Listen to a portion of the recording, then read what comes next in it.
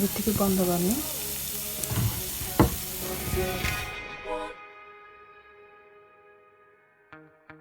जानिसकेपछि माथिबाट धनिया राख्ने।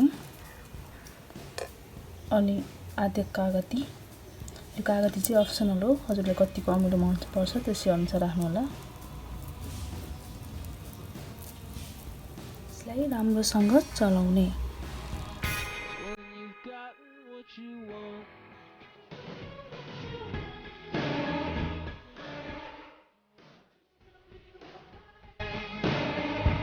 पनि भइसक्यो। मैले यो कचौरामा लिएको छु। हजुरहरूले पनि एकचोटि घरमा ट्राई गर्नु होला। Okay guys, see you next video. By.